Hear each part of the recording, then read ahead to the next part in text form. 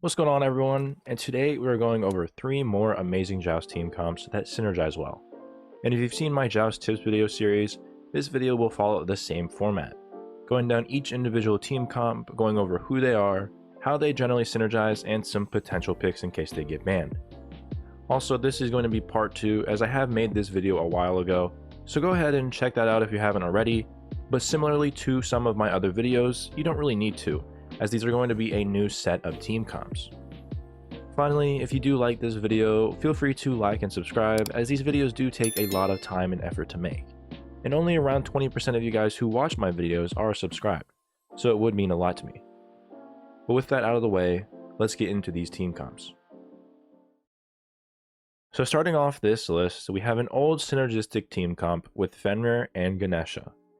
Now this was a popular team comp known as the Shake and Bake, which used to delete people way back in the day, if any of you remember. But even after its nerf, it still applies the damage once Fenrir ults, picks someone up, and places them in the part of Ganesha's ult that deals damage, as the middle of it does not. One thing to keep in mind and pay attention to is that the old Shake and Bake combo is kind of a misnomer currently, as you don't need to move side to side in Ganesha's ult. You can simply pick them up and leave them there, and it will still apply the same amount of damage. And it's basically as simple as that. And seeing as Ganesha and Fenrir are pretty solid gods in Joust, you should be able to find a lot of success in setting up this combo. Just do keep in mind that the enemy is sure to buy beads going up against you, so you may need to bait out their beads and pay attention to how long the cooldowns are. Now as far as your third god, seeing as you already have a guardian who's building tanky, as well as an assassin which you should also be building either tank or hybrid, you definitely either want a hunter or more preferably a mage. Now you can pick a hunter like Hou Yi into this team comp, as he can place down his ult, which synergizes really well, but with all of your damage coming from 2 physical gods on this team comp, i.e. Hou Yi and Fenrir, you're lacking magical damage, even though Ganesha still does a lot of damage. So although this team comp is good, you should preferably seek out a mage for this team comp. Calling back to the Neja setup team comp from my previous video, your mage should have similar qualities. For example, Vulcan is very good into this team comp, as you can throw your ult into Ganesha Fenrir ult and basically one-shot them. Ra, Kukulkan, and Scylla as well are other gods that are good too. So you have a lot to choose from in terms of setting everything up. Now in my opinion, the gods that benefit more from this are gods like Poseidon, where you can use his Whirlpool, as this cripples any god from using a movement ability, along with his devastating ult you can use, if timed right, to knock them up as they come down. Another pick who is arguably the best mage right now is Rajan, where if he ults, he can taunt them into Ganesha's ult, if for some reason Fenrir doesn't have his ult. And then finally we have Zeus, who can throw down his ult, guaranteeing that he gets 3 lightning charges in his passive to do crazy damage with his third ability. But honestly, there are so many mages you can make an argument for that as long as your team is communicating well, you'll be able to synergize and basically one-shot anyone with this team comp. Now currently, Ganesha and Fenrir don't really get banned a lot, which is a very good thing as you're more likely to secure them. And as far as your mage bans go, seeing as there are so many mages you can go, if somehow they do get banned, you should be able to find one or another with similar qualities that I stated earlier. But because of how integral Ganesha is to this team comp, there really aren't any good gods to substitute. But there are a couple of noteworthy substitutes for Fenrir.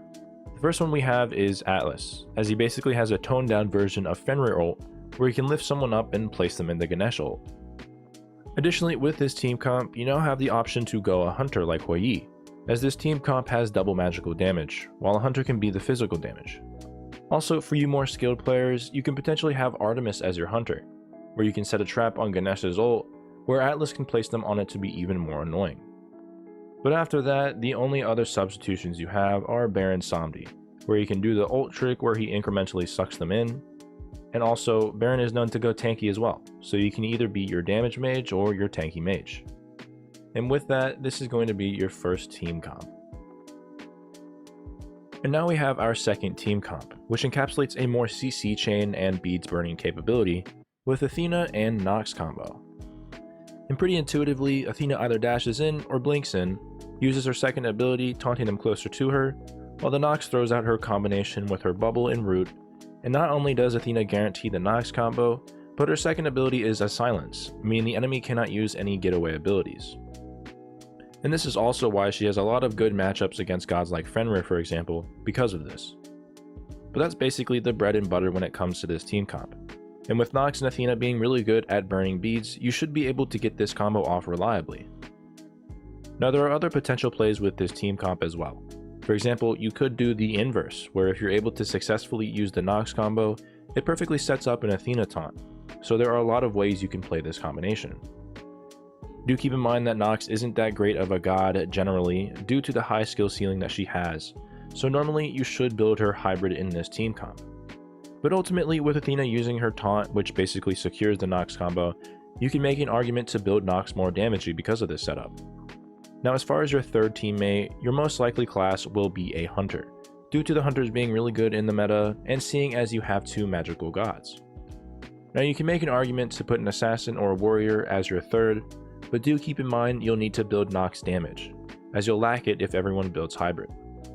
But when it comes to your third Hunter, you can pretty much go anything, as like I said, the Nox and Athena combo set up for free autos and abilities from your Hunter. So anything from your OP Hunters like Xbalanque, Hachiman, or Marty, to other Hunters like AMC, Anhur, and Cern. Now as far as substitutes go, there are a decent amount for Athena, as well as some potential substitutes for your Hunter. But similarly to Ganesh, because Nox is a pretty pivotal part in this team comp, as well as her low ban rate, we're going to leave her in this comp. But with Athena, one god that can not only substitute for the taunt, but also can go tank, we have Serket. With Serket having a taunt in her second ability, she can easily fill the place of Athena, seeing as she never gets banned as well. On top of that, I think Serket is a sleeper assassin in Joust. Additionally, if you wanted to be even more cringe, you can have a team comp consisting of Athena, Serket, and Nox, basically CC chaining them all the time. But do keep in mind Serket and Nox will need to build damage / hybrid, as substituting for a Hunter means your damage output is going to be lower. And as far as some honorable mentions, we have Neja, Susano, Kabrakan, and Ymir. If for some reason Neja isn't banned, you can very easily set up your Sash and ult with Nox combo. Susano has great mobility along with his consistent knockup in his 2 and ult that can set up Nox bubble well. Kabrakan has crazy CC in his 1 and 2 to stun lock them into a Nox combo along with his ult. And finally, Ymir, similarly to Kabrakan, has a long CC freeze, ult slow, and wall to set up for Nox bubble as well. And as you can see, there are a lot of other gods you can probably find to supplement the Nox combo. But as long as you can reliably set up that CC chain, you should be good to go with this team comp. And finally, we have our final team, which encompasses a more CC heavy team with Ares, Oleron, and Medusa. And if you know anything about these gods, you can see what this team brings to the table. You have all three gods that are pretty reliable at burning the enemy's beads, with Ares ult, Medusa ult, as well as Oleron ult. Therefore, once someone uses beads from the enemy team, you can easily collapse on them and get a free kill. For example, preferably Ares will buy Blink, meaning once he ults, at the very least he should be able to get someone's beads. From there, this gives Medusa and Oleron the freedom to single out the enemy and kill them for free. Not only that, but all of these gods are pretty solid to play in Joust, and don't normally have to worry about them getting banned. Ares is arguably the most busted guardian in the game right now, Medusa has insane burst damage, and Oleron is, in my opinion, a sleeper magical ADC that has a lot of potential. Now there are some other things to note. Ares, with his recent buffs to his second ability, he now has extra auto attack damage, and seeing as Medusa and Oleron are auto attack based, they'll get a lot of value from Ares whenever he's near. Additionally, you can synergize a lot of each other's ults pretty well. For instance, you can Ares ult the enemies into an Oleron ult and have free will to do whatever you want to them. You can also Oleron ult, slowing them down to where they can't move, and have Medusa get a free ult, turning them into stone. So there are a lot of wombo combos you can do with this combination.